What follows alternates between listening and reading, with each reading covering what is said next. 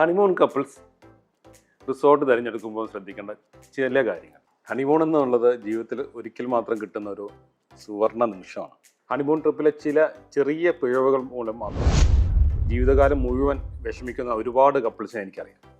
അത് നിങ്ങളെ ജീവിതത്തിൽ സംഭവിക്കാതിരിക്കാൻ ഞാൻ ചില കാര്യങ്ങൾ പറഞ്ഞുതരാം. ചില ആളുകൾ ഹണിമൂൺ ട്രിപ്പിന് പോകുമ്പോൾ ചെയ്യുന്ന തെറ്റുകൾ ഇതൊക്കെയാണ്. ഒന്ന്, മുൻകൂട്ടി ഒരു പ്ലാനിങ് ഇല്ലാണ്ടുള്ള ഒരു യാത്ര. പിന്നൊന്ന് ചെയ്യുന്നത്, ഒരു ദിവസം കൊണ്ട് തന്നെ എല്ലാ സ്ഥലങ്ങളും കാണണമെന്ന് വാശി പിടിക്കുന്ന ഒരു രീതി, അല്ലെങ്കിൽ സോഷ്യൽ മീഡിയയിൽ സമയം കളയുന്നത്. ഹണിമൂൺ എന്നുള്ളത് ഒരു യാത്ര മാത്രമല്ല, അത് നമ്മളുടെ ജീവിതത്തിലെ ബന്ധം ദൃഢമാക്കുന്ന ഒരു ആദ്യത്തെ സ്റ്റെപ്പ് കൂടിയാണ്. 10 വർഷമായി ഹോസ്പിറ്റാലിറ്റി ഇൻഡസ്ട്രിയിൽ നിൽക്കുന്ന ഒരാളെന്ന നിലയിൽ നിങ്ങളുടെ ഈ ഹണിമൂൺ യാത്ര ഏറ്റവും മനോഹരമാക്കാനുള്ള കുറച്ച് ടിപ്സ് ഞാൻ പറഞ്ഞു.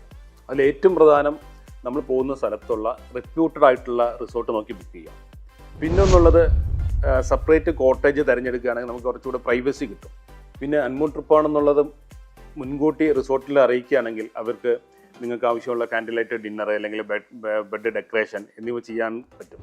അത് നിങ്ങളെ പാർട്ട്ണറെ സർപ്രൈസ് ചെയ്യിപ്പിക്കാനും നമുക്ക് സാധിക്കും. എന്ത് തന്നെയാണെങ്കിലും യാത്ര സേഫായിട്ട് പ്ലാൻ ചെയ്യുക. നിങ്ങളുടെ ആരോഗ്യം, ഭക്ഷണം ഇവ പ്രത്യേകം ശ്രദ്ധിക്കുക.